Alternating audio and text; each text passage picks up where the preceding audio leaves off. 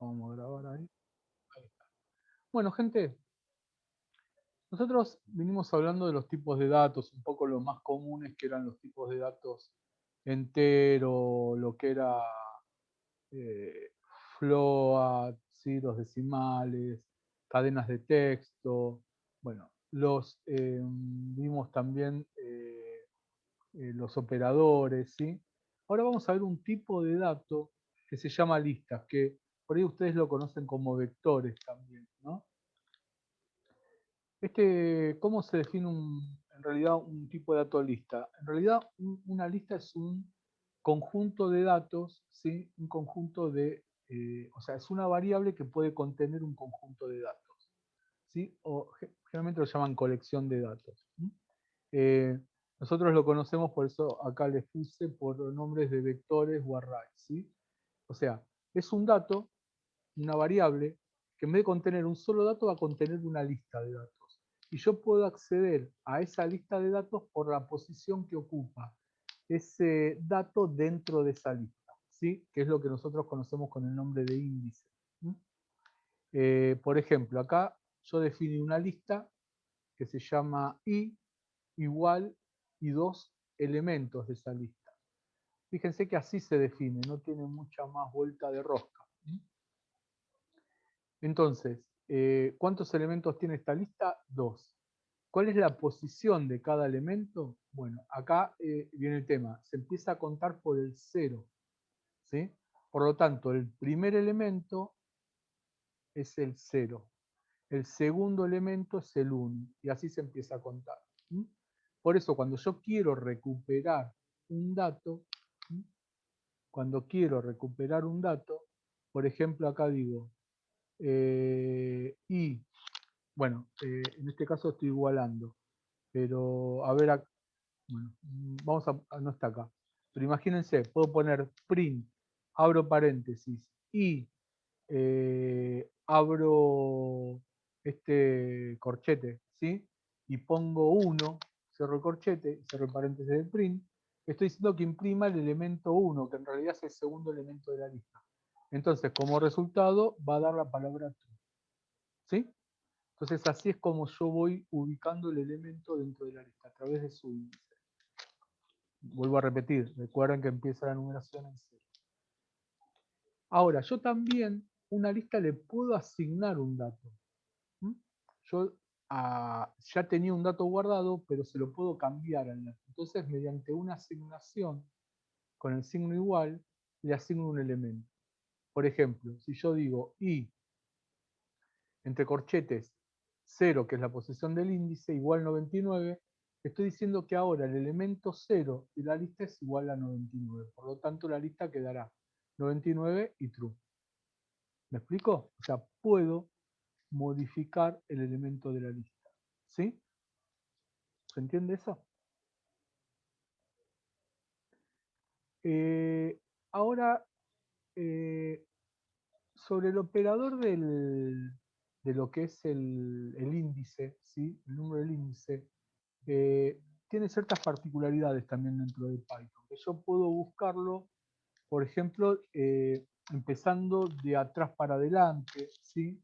Del medio o determinados elementos de la lista. Vamos a ver algunos, por ejemplo. Eh, Podemos utilizar el negativo, ¿sí? Para traerlo de atrás para adelante. Por ejemplo, si uno utiliza un número negativo como índice, esto se traduce que el índice empieza a contar desde el final hacia la izquierda, ¿sí? O sea, desde el último elemento hasta el primer elemento. Por ejemplo, si yo acá le pongo -1, ¿ven? Si esta fuese mi lista, con estos elementos, 22, true y 88, va a empezar a contar el primer elemento que hay desde el final hacia la izquierda. Entonces, ¿cuál es el último elemento? 88. Entonces, esto es lo que me va a imprimir, 88. ¿Se entiende eso?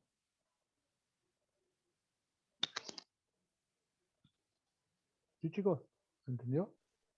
Sí, si Sí, pongo sí. -2 va al 87 supuestamente. Claro, exacto. Si pones -2, no, va a true. ¿Sí? O sea, Ujú. -2. Este sería -1, -2, -3. está bien. ¿Se entiende? Así. Sí, O sea, en este ejemplo, ¿no? Después depende de los elementos que tenga la lista que cada uno haga, ¿sí? Pero bueno, con el negativo, recuerden que empieza a contar de atrás para adelante. En este caso no tiene 0 para contar, ¿sí? Sino que 1 es el último elemento.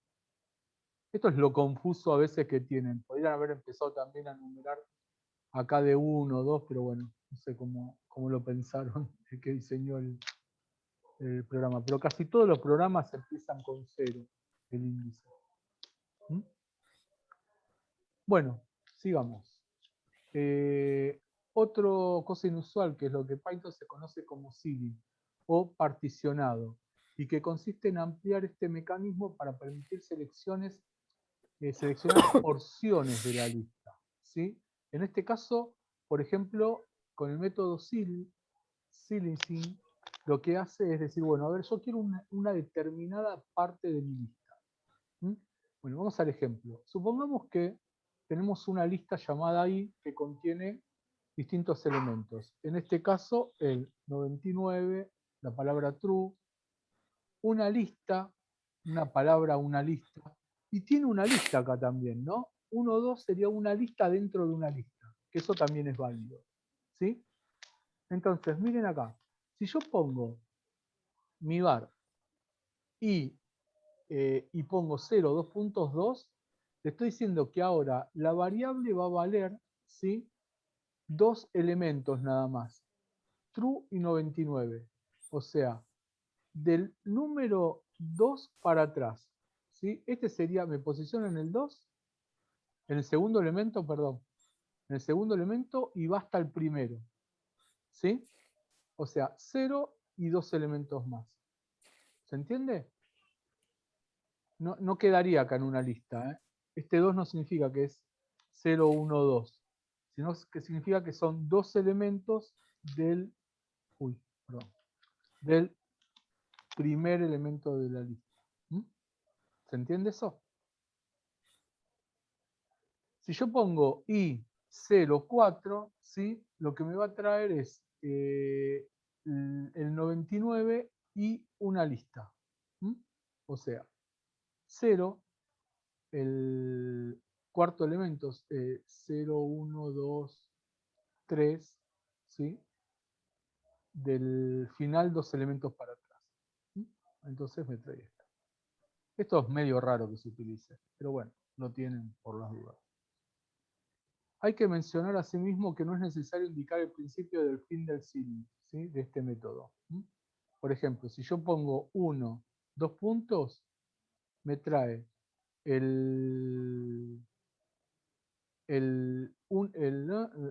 la palabra true, que sería el 1, de acá, ¿sí? Hasta al final. Acá me parece que le falta esto, el elemento este. Por ahí está mal acá.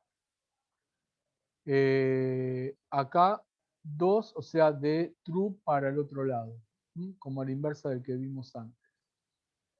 2 puntos trae todo, pero ven, acá me faltó este poner, ¿sí?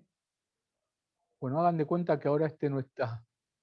Vamos a tacharlo porque si no les va a quedar medio... Parece raro. A ver, esto no está. Esto yo quería mencionarle antes para saber que también se puede tener una lista dentro de otra lista, ¿sí? Pero supongamos que tiene estos 3 valores. Entonces con esto tiene, ¿sí? Menos 2 para adelante. Nada trae todos los valores, ¿sí? Y este 2 puntos trae el 99 y una lista. O sea, como al principio no hay nada, o sea, todo lo que está acá, pero 2 lugares, 0, 1, 2, ¿sí? Y trae una lista. ¿Sí? Bueno, esto mírenlo tranquilo. Ahora después se van a olvidar enseguida, pero cuando lo tengan que usar y lo tienen disponible. También podemos utilizar un mecanismo para modificar la lista, ¿sí? Que era lo que les decía antes. Por un lado los traigo, pero por otro lado también puedo modificar ese elemento que estoy trayendo, como lo hacíamos antes. ¿Sí? 0 y 1, ¿ven? Entonces si pongo 0, 2, cambio los valores, los dos primeros por el número 0 y por el número 1.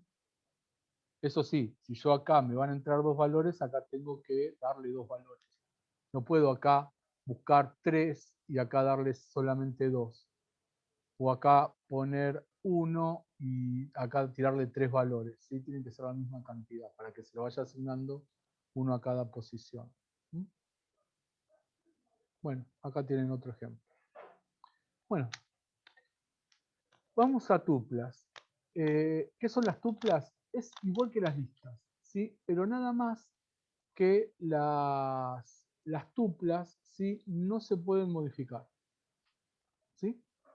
Son lo que se llaman inmutables. No puedo cambiar el elemento de la lista. Sería como algo de las variables y las constantes. Pero después tiene la misma definición. Acá vamos a un ejemplo, ¿sí? O sea que yo acá en realidad no puedo modificarle un valor a la lista. Eso sería la diferencia entre una tupla y una lista. ¿Vieron así como las constantes y las variables? En realidad las variables se pueden modificar, las constantes no. Bueno, algo parecido. Acá hay otro ejemplo de búsqueda, ¿sí? Que esto también es aplicable a las listas.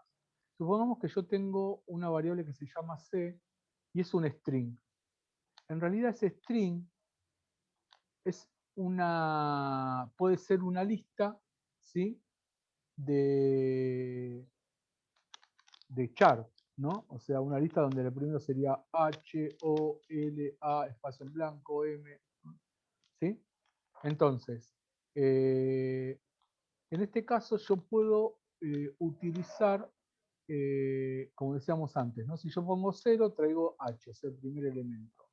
Si traigo 5, cuenta, ¿sí?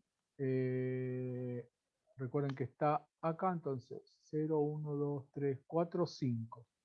Empieza con M y como acá tiene los dos puntos y no tiene nada acá, es desde la posición 5 de la lista hasta el final. Por eso tiene la palabra min, ¿sí? Y si yo pongo de esta forma, lo que dice que traiga cada 3 elementos. Entonces, se piensa a contar. El primero, después digo 1, 1, 2, el tercero, la A. Después estoy acá, 1, 2, 3, la U. Después digo 1, 2, 3, la O. ¿Se entiende? Cada 3 elementos de lo que es esa lista. Por eso en este caso un string también puede ser considerado como una lista de char. ¿Se entendió eso, chicos? Sí, profe. Bien. Bueno. Vamos a ver el método index dentro de una tupla, ¿sí? Esto también puede ser aplicable para las listas, ¿sí? Recuerden que lo único que en la lista puedo modificar un elemento y acá no, nada más. Pero el método index también puede ser aplicable a listas tanto como a tuplas, ¿sí? Este método recibe un elemento como un argumento y devuelve el índice de su primera aparición en la tupla, ¿sí? ¿Se acuerdan que ustedes antes yo le ponía el índice, por ejemplo, i igual 2 y me traía el 0, 1, 2, ese elemento de la lista, ¿sí? Ahora es al revés.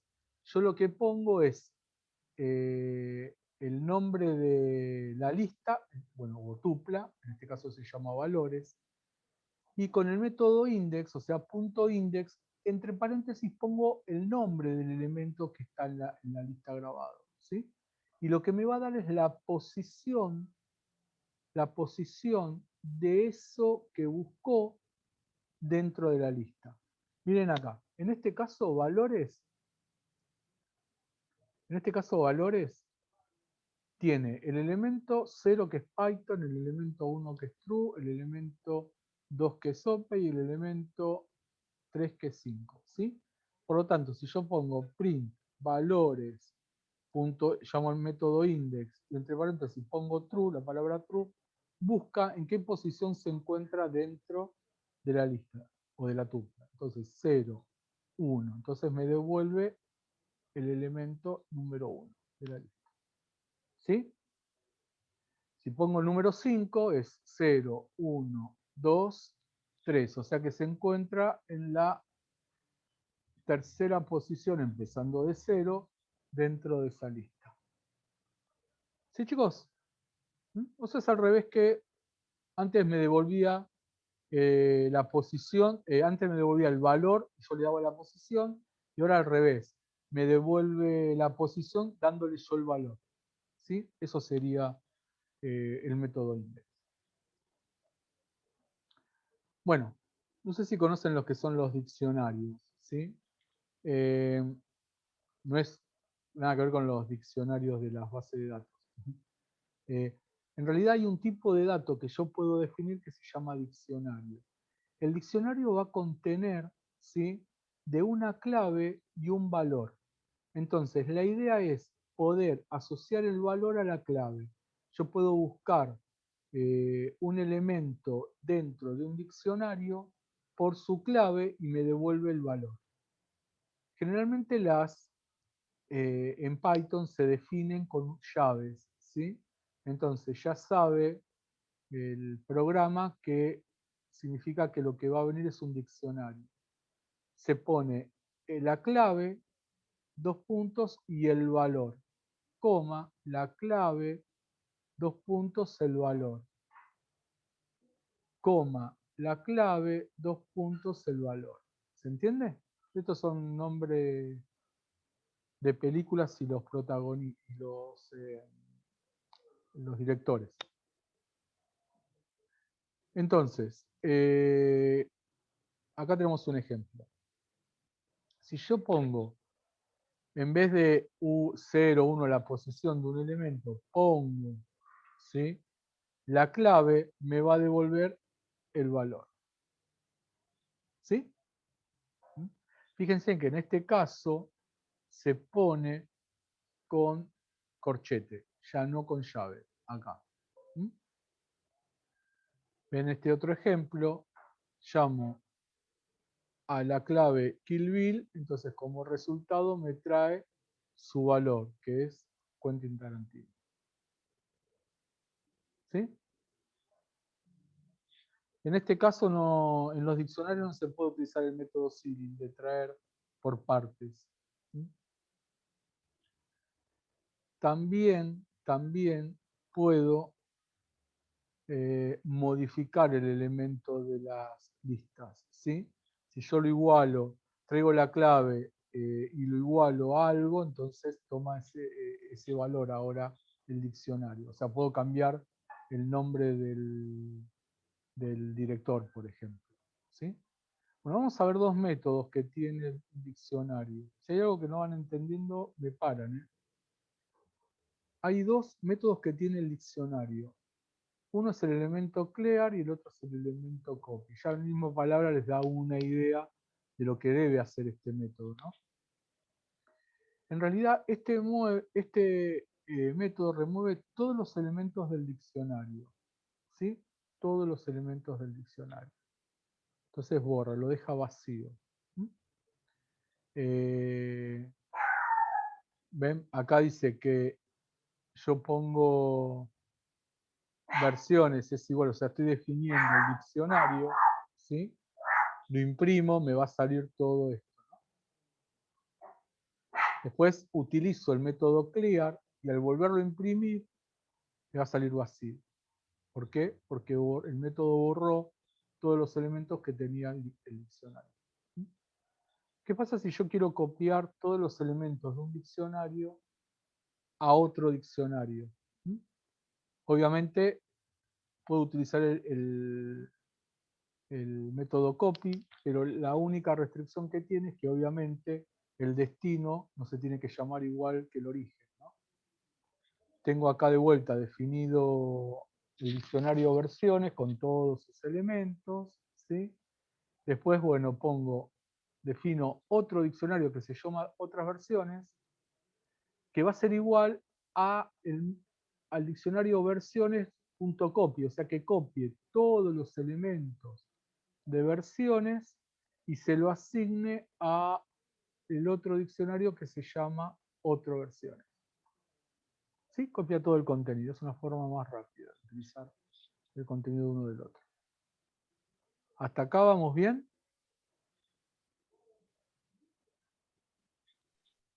Sí, sí, vamos bien. Va, yo voy bien. Bárbaro. Cualquier cosa, recuerden de avisarme. Bueno, eso es con respecto a tipos de datos, ¿sí? Ahora vamos a entrar en otro, en Python, pero este PowerPoint ya lo tienen subido de la clase pasada, ¿sí? Lo que me quedaría ahora es subir esto que vamos a ver ahora. Vamos a ver control de flujo. Hay dos dentro de los controles de flujo que se llaman sentencias condicionales y iteraciones, ¿sí? Los condicionales, recuerden que son sentencias selectivas, ¿no? Que, por ejemplo, yo digo, bueno, a ver, si llueve voy al cine, si no voy a jugar a la pelota. Ahí tengo una condición.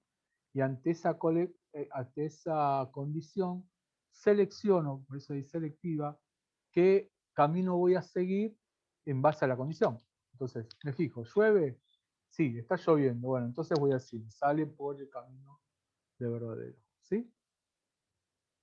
Y por otro lado tenemos las iteraciones, o lo que también ustedes conocen con el nombre de ciclos. ¿Sí? Ciclos repetitivos. Vamos a ver cada uno. Vamos a ver si llegamos a ver sentencias condicionales. Cualquier cosa, iteraciones lo vamos dejando. Yo lo que, vieron que la clase por ahí no ocupa las 2 horas, no porque nos dicen que no tienen que durar más de una clase de Zoom, bueno, ¿sí? Si les queda tiempo en algún momento, vieron que yo les muestro muchos ejemplos acá en los PowerPoint. Bueno, la idea es que ustedes lo puedan ir probando, porque a veces acá cuando yo los digo cierra todo perfecto, ¿no? Como decía Homero Simpson, el comunismo en teoría funciona, en teoría, después en la práctica es un desastre. Bueno, acá lo mismo, hasta que no probemos, no sabemos bien cómo funciona. Aparte de probar, podemos cambiar algunas cositas y ya empezar a jugar un poco con eso. Bien, bueno, empecemos con los condicionales. Entonces sabemos que los condicionales son sentencias, ¿sí?, que nos permiten comprobar condiciones y hacer nuestro programa se comporte de una forma o de otra. O sea, ejecuta un fragmento de código o otro fragmento de código dependiendo de la condición. Recuerden que dentro de nuestros programas tenemos dos tipos de programas, los que se llaman programas... ay, se me está yendo el nombre, no sé si es el Alzheimer. Deterministas y no deterministas. Ahí está. Los programas deterministas son cuando nosotros agarramos un conjunto de comandos y se empiezan a ejecutar secuencialmente de arriba hacia abajo. Se llama top-down, ¿no? De arriba hacia abajo. Ejecuta uno, después el otro, después el otro, después el otro, llega a su fin. Eso es un programa determinista. Generalmente los archivos de configuraciones tienen eso, ¿no? Que cuando inicia Windows ejecuta pum, termina. Antes se conocía con el nombre de .bat. ¿Sí? Bueno.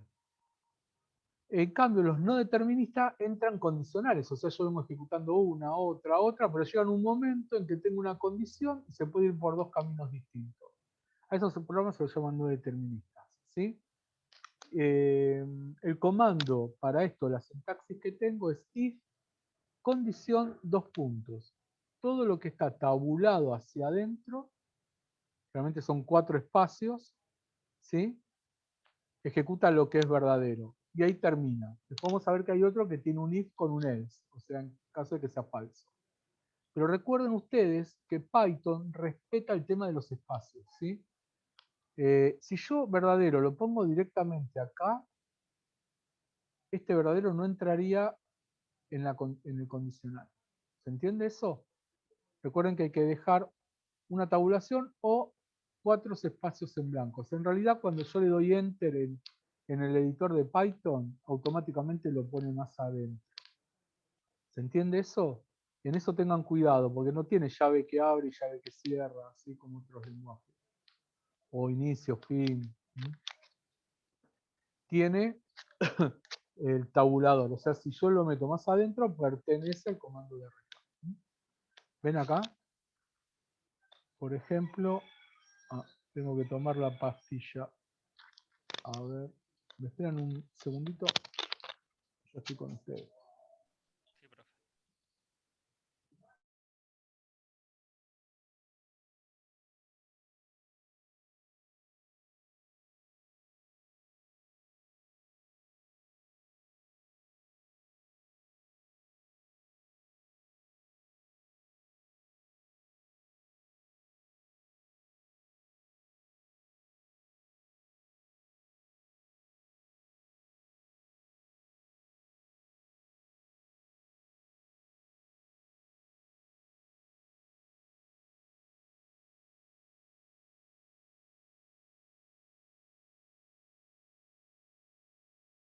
Acá tengo la pastilla. Me fui a buscar un vaso de agua. Ahí está. Chao, gracias.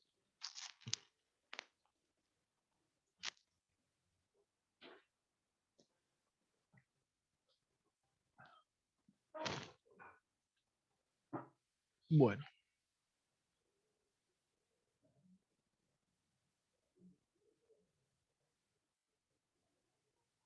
Ahí está. Ahí se escucha, ¿no? Bueno, acá tenemos un ejemplo, ¿sí? ¿Ven? F Simpson. O sea, si tengo una variable de tipo string que se llama Simpson. Entonces pregunto, si F es igual a Simpson, ¿cómo lo pregunto? Así. If F igual, recuerden que cuando estamos comparando son dos iguales, que es distinto el de asignación, que es uno solo. ¿Sí? Cuando yo estoy diciendo que esto es igual a esto, estoy asignando.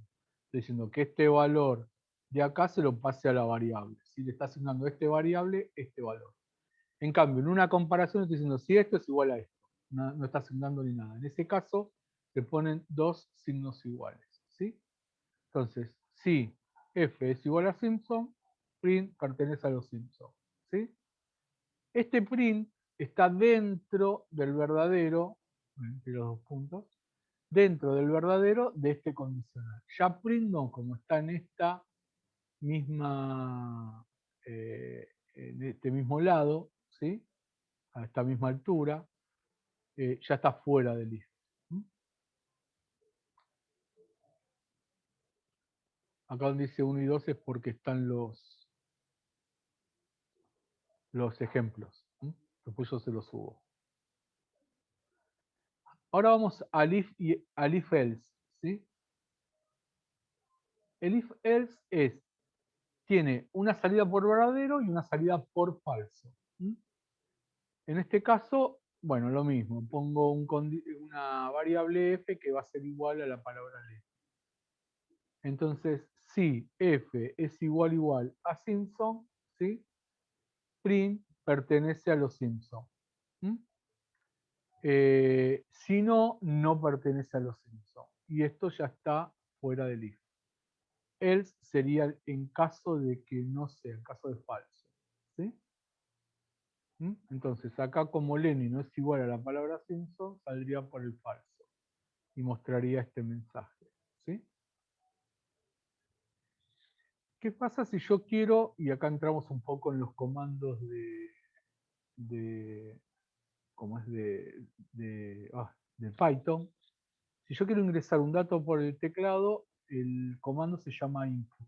¿Sí? Entonces pongo f igual a input. ¿Qué significa acá? Que cuando está ejecutando el programa, va a esperar que ingrese un dato.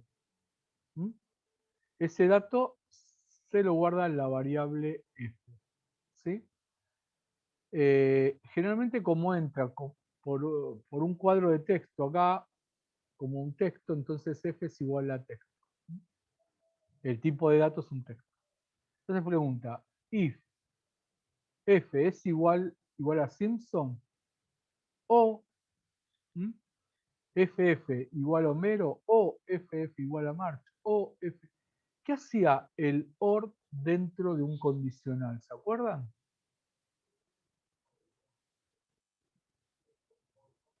¿Se acuerdan, chicos, lo que hace un OR dentro de un condicional? A ver, ¿cuándo sale por verdadero?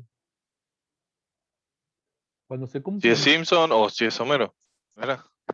Claro, Cuando se cumple alguna de ellas. Exactamente, muy bien. Cuando una de estas se cumple. Puede ser esta, o esta, o esta, o esta, o esta, o esta. Con que se cumpla una, ya sale por verdadero. Si no se cumple ninguna, sale por falso. Se puede cumplir una, dos o tres, ¿sí? Es raro acá que se cumplan dos o tres porque es una palabra. ¿Sí? Pero el o, si me dice con que se cumple una condición, sale por verdadero. ¿Qué pasa si en vez de uno hay un and, o sea, un i? ¿Cuándo sale por verdadero? Cuando son las dos. Claro, Las cuando dos se condiciones cumplen son verdaderas. todas, ¿sí? Cuando se cumplen todas las opciones, se cumple esta y esta. Este no es el mejor ejemplo. Pero quiero decir cuando se cumple todo eso, ¿sí? Si se cumplen todas, sale por verdadero. Ahora, una sola que no se cumple, ya sale por falso. O ninguna, ¿no?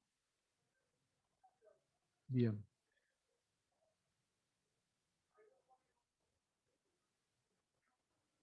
Tenemos otro que es el condicional anidado. ¿Se acuerdan lo que era un condicional anidado? Es un sí dentro de otro sí.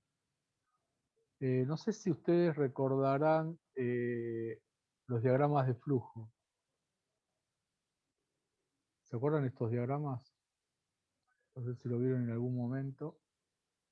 Acá va la condición, ¿sí? Y tengo una salida por verdadera y otra salida por falso. Supongamos que tengo una salida por falso y tengo otra condición más. ¿Mm? O sea, hago otra condición. Esto es lo que se llama condicional anidado. Esto a su vez tiene otro verdadero y tiene otro falso. Y así puedo anidar todos los que yo necesite. En ese caso, no vamos a tener un else común, sino un elif. ¿Mm? Entonces, ven, acá, bueno, pongo número, ingreso un dato por teclado, pero recuerdan que yo les dije que siempre se ingresa de tipo texto los datos. Si yo pongo este prefijo adelante del input, estoy haciendo una conversión de tipo. Estoy diciendo que el dato que entra, que es un texto, lo transforme en un dato de tipo entero. Entonces va a guardar un número entero. Por lo tanto, número, la variable número, es una variable de tipo numérica entera. ¿Sí? Poniendo int adelante. Y después sí, bueno, ingreso el dato. Entonces pregunto, si ese número es menor a 0, entonces imprimo negativo. Si no, vuelvo a poner otra condición, o sea, entraría por este lado, ¿no? Por este lado de acá. Pregunta si es mayor a 0, entonces pongo positivo. Y si no, 0. O sea, tiene un else común. Pero a su vez puedo tener otro else if más acá. O sea, yo puedo seguir anidando todos los que yo quiera. Pero en ese caso se utiliza el if, no el else. ¿Se comprende? Sí. Muy bien. Bueno, chicos, nos quedan 2 minutos. Vamos a dejarlo acá si enlazamos esto con lo próximo que viene. Mi idea es que ustedes puedan probar estos ejemplitos que tienen acá. ¿Sí? Estos que vemos acá, por ejemplo, esto. Sí, que los prueben en Python. Entonces es una forma de practicarlos. Si estuviésemos en el aula, yo les daría esto y después les daría todo para que pasen todos los ejemplos a Python y los ejecuten para ver que realmente funciona. Pero bueno, como no estamos en el aula, se los dejo para que lo hagan en cualquier momento, si pueden ahora, o si no, cuando puedan. ¿Sí? Yo ahora termina esta clase y les subo el PowerPoint. Si quieren también les subo los ejemplos, pero estaría bueno que por ahí los ejemplos los tipen ustedes. Ahora si les da error, recurran a los ejemplos que yo les doy, que ya están como corregidos. Ojo, a veces puede ser que tengan un problema que les marque que en vez de comilla la doble comilla en su máquina, o que falta un paréntesis. Eso por el tipo de Windows que estamos utilizando. Pero bueno, eso se arregla. Igual en el compilador les dice. ¿Alguna duda, chicos? No, por ahora no. Bueno, nos vemos el miércoles. ¿Sí? Bueno, dale, Cualquier cosa me mandan un mail o algo. ¿Sí? Dale, listo. gracias. El miércoles, nos Abrazo, vemos, que chicos. descansen. Cuídense. Chau, chau. ¿Sí?